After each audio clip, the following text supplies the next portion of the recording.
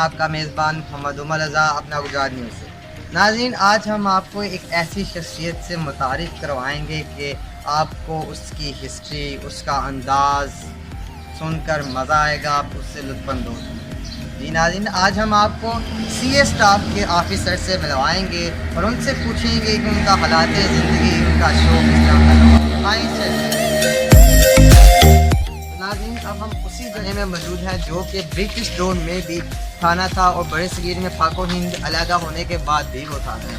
تو ناظرین، یہ آپ دیکھ سکتے ہیں، یہ برٹش دور کا آج سے 100 سال پہلے کا درخت ہے جو کہ آج بھی اپنی اصلی حالت میں موجود ہے، جو کہ سی اے اسٹاف کا تھانہ ہے، اس میں یہ موجود ہے۔ تو آئے ناظرین، ہم اپنے سفر کی طرف بڑھتے ہیں اور اس شخصیت سے اس کے حالات زندگی کے بارے میں جانتے ہیں اور پوچھتے ہیں کہ کس طرح ان کا یہ سی اے اسٹاف جانے کا شوق پورا ہوا اور ان کی کیا شوق اور خاصیت۔ آئیں بڑھتے ہیں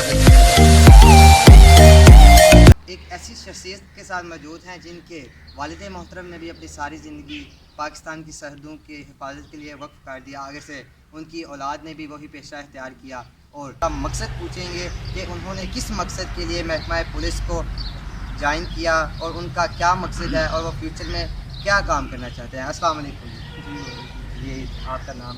میرا نام سلمان ہے۔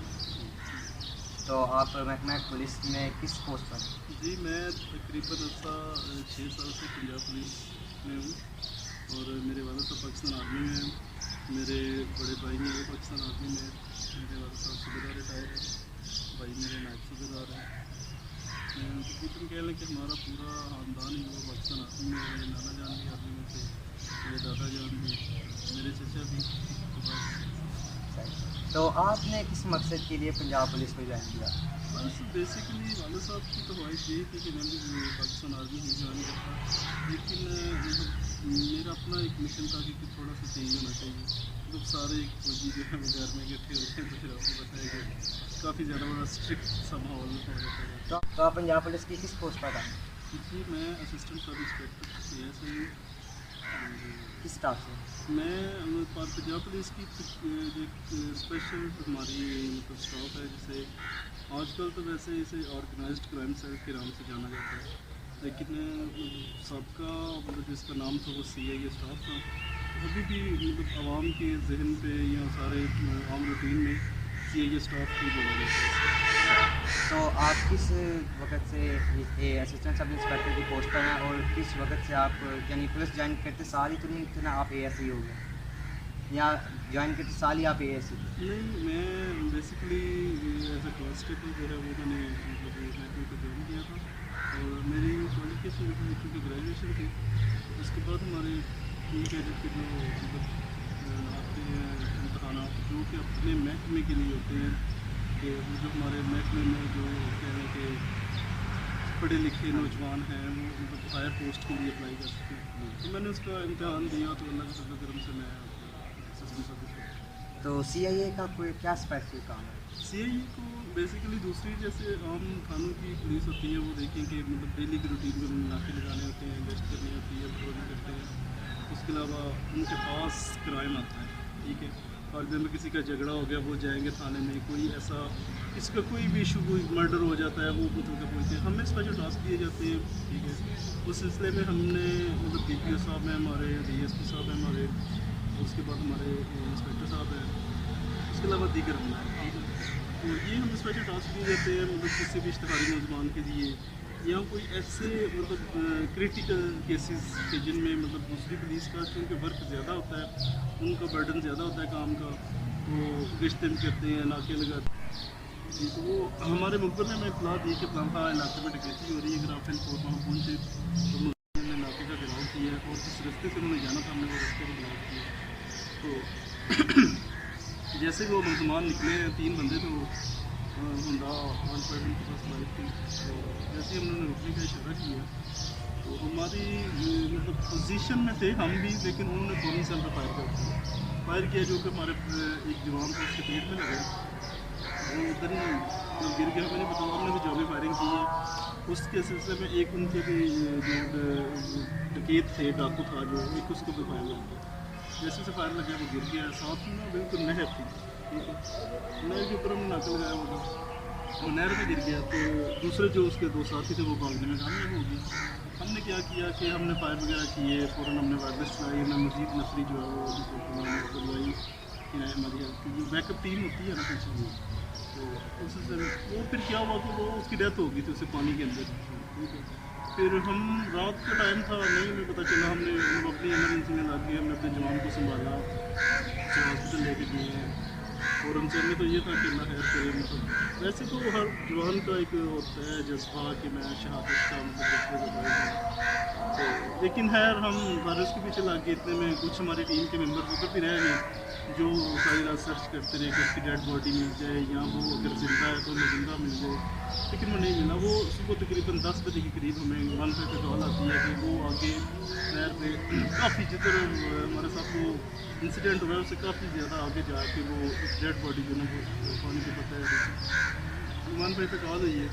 ہم موقع پہ پہنچے, جا کے دیکھا تو ادھر ایک ڈیڈ باڈی تھی. ہم نے ریسکیو کو بلایا, ڈیڈ باڈی کو باہر نکلوایا, نکال کے تو اس کا سارا جب ہم نے دیکھا تو وہ ایک اشتہاری مدن تھا. ٹھیک ہے, تقریباً 17 جو کیسز ہیں ہینیس کرائم جو ہیں ان میں وہ انوالو تھا.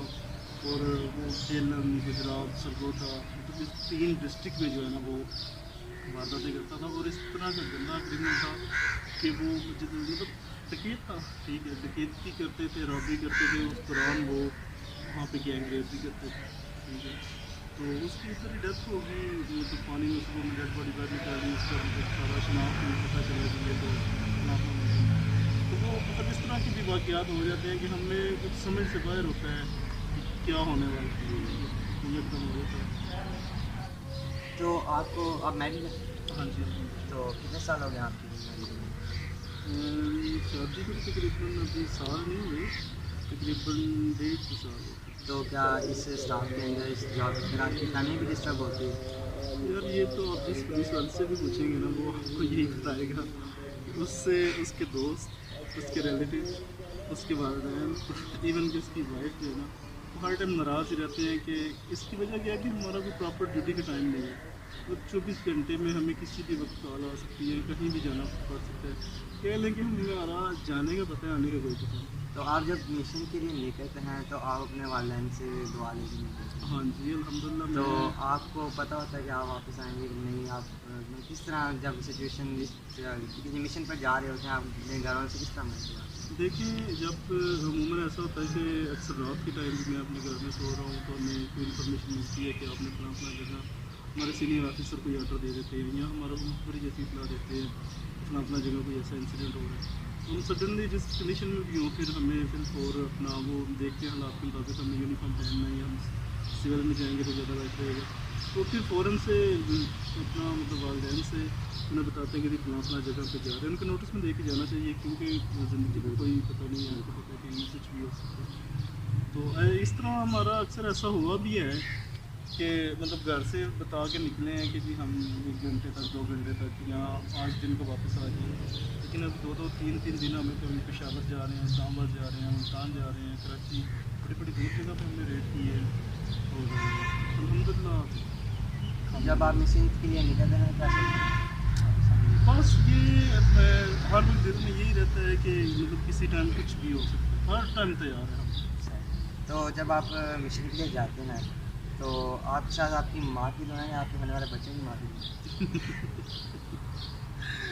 نہیں, یہ تو دیکھیں کوئی بھی مطلب شخص ہے تو اس کے سب سے زیادہ امپورٹنٹ اس کے والدین کی دعائیں ہوتی ہیں. اس کے بعد آ جاتی ہے بیوی, جو کہ وہ بھی ایک مقدس رشتہ بڑا مطلب ایک امپورٹنٹ بھی ہے, اور مطلب اللہ پاک نے سے ایک سنت بھی ہمارے نبی کی سنت بھی ہے. تو دونوں ہی دعائیں ہوتی ہیں ان کی, شاید ان دونوں کی دعائیں ہیں, والد صاحب کی دعائیں ہیں, دادا جان ہیں ان کی دعائیں ہیں, آپ جیسے دوستوں بھائیوں کی دعائیں ہیں, الحمدللہ بہتر جا رہی ہے. تو آپ کا کوئی ایک خاص مشکلہ؟ مشکلہ ویسے مجھے لیگل طور پہ ویپنس کا جو ہے نا وہ بہت زیادہ کریز ہے. مجھے دنیا کے جتنے بھی ویپنس ہیں, جتنے پاکستان میں جتنے ہیں, تو میری ایک ہابی ہے کہ میرے پاس جتنے بھی ویپنس ہیں سب کی ایک ایک آئٹم موجود ہے. تو آپ کا کوئی اس کے علاوہ فرینڈس کے علاوہ کوئی ایک شوق جو فیملی کے ساتھ ہو فیملی نہیں دیکھیں، جب میں میرڈ نہیں تھا تو تب دوستوں کے ساتھ ہم بڑی بڑی دور نکل جاتے تھے، ٹور پہ جا رہے ہیں، کبھی کوئی مطلب اس طرح کے پروگرام بنتے ہی رہتے تھے، کبھی سوات جا رہے ہیں، مری جا رہے ہیں، ایٹاباد جا رہے ہیں. لیکن جب میرڈ لائف ہو گئی ہے تو کہہ لیں کہ ڈیوٹی سے ہی اتنا ٹائم نہیں ملتا. جو تھوڑا بہت ٹائم ملتا ہے کوشش ہوتی ہے کہ اپنی فیملی کو وہ ٹائم دیں. تو سلمان سر آپ ہمیں بتائیں گے کہ پولیس فورس میں آپ کو جوائن پولیس فورس عوام سے کیا مسئلے مسائل ہیں؟ دیکھیں بھائی، آج کل جو حالات ہیں ہماری پولیس جو ہے وہ بڑی بہتر ہو رہی ہے، اور ڈے بائی ڈے جو کہہ لیں کہ پڑھے لکھے گریجویٹ مطلب ویل ایجوکیٹڈ جو لڑکیاں ہیں وہ پولیس فورس میں آ رہے ہیں. ٹھیک ہے، تو اب بھی سب سے زیادہ عوام کو جو ہم سے شکایت تھی وہ یہ تھی کہ پولیس کا بیہیویئر نہیں تھی.